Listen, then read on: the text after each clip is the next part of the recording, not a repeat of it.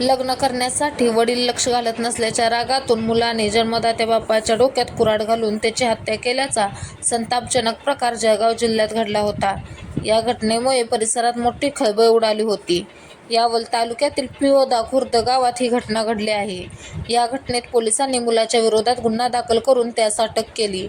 याबाबत मिळालेल्या माहितीनुसार जळगाव जिल्ह्यात यावल तालुक्यात पिओदा खुर्द गावात 70 वर्षीय रतन कोळी आपल्या पत्नी आणि मुलगा देवानंद कोळी यांच्या समवेत राहत होते. मोलमजुरी करून या कुटुंबाचा उदरनिर्वाह चालला होता. याच दरम्यान मुलगा देवानंद कोळी याचा विवाह करून देण्यासाठी मुलगा वडिलांच्या मागे लागला होता. मात्र विवाह जुळत नसल्याने बाप आणि मुलगा यांच्यामध्ये नेहमीचे खटके उडून भांडणे होत असत. आपले वडील आपला विवाह करण्यास टाळाटाळ करत असल्याचा समज मुलाने करून घेतला होता. याचाच राग मुलाने मनात धरला होता.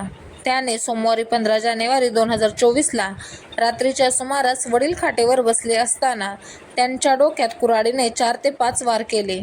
यामुळे वडील रतन कोळी यांना गंभीर जखम झाल्याने त्यांचा जागीच मृत्यू झाला. घटनेची माहिती मिळताच पोलीस घटनास्थळी दाखल झाले. या प्रकरणी शबाबाई कोळी यांनी दिलेल्या फिर्यादीवरून मुलगा देवानंद कोळी याच्या विरोधात पोलिसांनी गुन्हा दाखल केला.